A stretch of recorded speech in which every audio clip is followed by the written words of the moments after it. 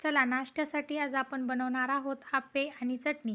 आता इथे मी आप्याचं बॅटर घेतलेलं आहे। हे कशाचं आहे हे मी तुम्हाला नंतर सांगते।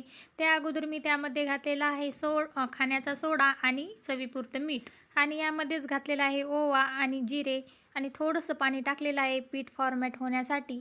त्यामध्ये आपण खाण्याचा सोडा टाकलाय तो मस्त फसफसून वर येईल। आता यामध्ये आपल्याला हव्या त्या भाज्या आपण इथे घालू शकतो। इथे मी घातलेला आहे कांदा, टोमॅटो, काकडी, हिरवी मिरची, कोबी, बारीक चिरलेला कढीपत्ता आणि कोथिंबीर। तुम्हाला हव्या त्या भाज्या तुम्ही इथे घालू शकता। आता मस्त गॅसवर आप्पे पात्र गरम करण्यासाठी ठेवलं होतं आणि त्यामध्ये घातलं होतं थोडंसं तेल।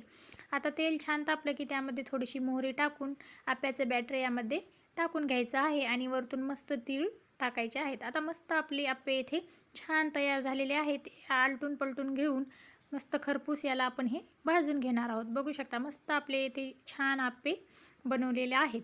आता आपण इथे आप्यासाठी लागणाऱ्या चटणीची तयारी करू। गॅसवर कढई तापत ठेवलेली आहे आणि त्यामध्ये घातलेला आहे टोमॅटो। एक टोमॅटो घालून बघा, एकदम चटणीला टेस्ट खूप छान येते। भिजलेले शेंगदाणे घातलेले आहेत आणि एक तुकडा ओल्या खोबऱ्याचा यामध्येच घालणार आहोत। गॅस बंद करून यामध्ये आता घालूया एक तुकडा खोबऱ्याचा आणि 1 चमचा डाळव। आता हे मस्त मिक्स करून थंड होऊन मिक्सरच्या भांड्यामध्ये टाकून याला आपण छान ग्राइंड करून घेणार आहोत। यामध्ये एक कढीपत्त्याचं पानही घालायचं आणि चवीपुरतं मीठही घालायचं। ग्राइंड करून घेतले। यामध्ये आता आपण तडका देणार आहोत। त्यासाठी टाकलेले अर्धा चमचा तेल, मोहरी, जिरे आणि कढीपत्त्याचे 8-10 पाने आणि देऊ तडका। आता आपल्याला जसं आवडेल तसं आपण इथे घट्ट पातळ करू शकतो।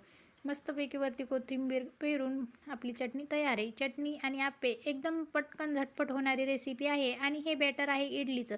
इडलीच्या बॅटरपासूनही आप्पे एकदम छान जाळीदार आणि एकदम मऊ होतात। चला व्हिडिओ आवडला असेल तर लाईक करा।